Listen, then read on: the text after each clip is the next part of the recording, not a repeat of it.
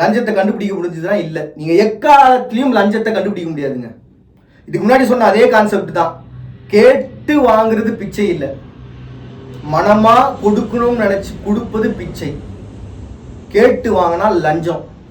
இல்லை சார், இப்போ நாங்கள் கேட்டுலாம் வாங்குறது இல்லை சார், அவங்களே சொல்ல வச்சு நாங்களாம் வாங்கிக்கிறது சார். எவ்வளோ சார் ஆகும்? ஒரு சார் 2 ரூபா பார்த்துக்கலாம் சார், நீங்கள் உங்களால் முடிஞ்சதை கொடுங்க சார் அப்படின்னு கேட்டு வாங்குற ஒரு இடம் தான் லஞ்சமாயிருது. இப்போ உண்மையை சொல்ல போனோம் அப்படின்னா, இந்த பெய்ரூட் வெடிப்பில் ஏற்பட்ட ஒரு பாதிப்பினால அங்கே ஏற்பட்டது லஞ்சமா அப்படின்னு கேட்டிங்கன்னா, தான் செய்ய வேண்டிய வேலையை செய்யலை.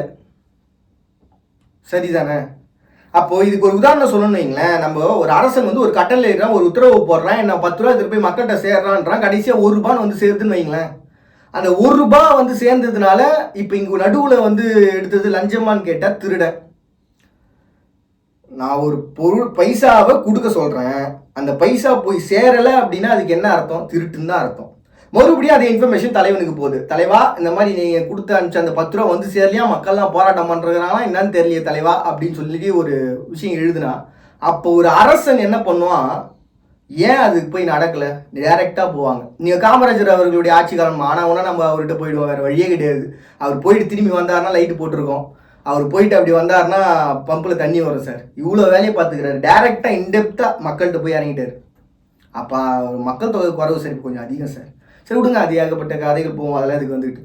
அப்போ ஒரு அரசனுடைய அலட்சியம் தான் லஞ்சம், ஒரு ஆளுமையினுடைய அலட்சியம் தான் லஞ்சம், ஒரு மதத்தினுடைய அலட்சியம் தான் லஞ்சம், ஒரு ஆன்மீகத்தினுடைய அலட்சியம் தான் லஞ்சம், இந்த உலகத்தினுடைய அலட்சியம் தான் லஞ்சம்.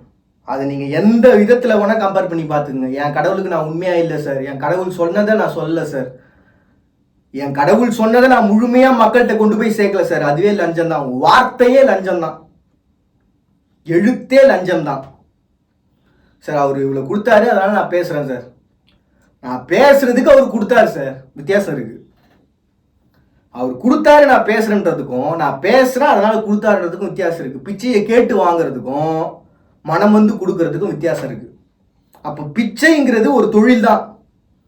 என்னைய பொறுத்த வரைக்கும் நான் எடுத்துக்கிறேன் சார். கேஸ் வேணா போட்டுங்க சார். ஒரு அரசன் ஆள்வது மக்களை என்றால் அலட்சியம் இருக்காது, ஒரு அரசன் ஆள்வது நாட்டை என்றால் ஆட்சியே இருக்காது. மறுபடியும் எல்லாரும் இதே போல ஒரு அழகிய திறனங்கள் சந்திக்கிறார். நான் உங்க பாண்டி, நீங்க பார்த்துட்டு இருக்கீங்க இந்த நிகழ்ச்சி இன்ட்ரெஸ்டிங் இன்ஃபோ.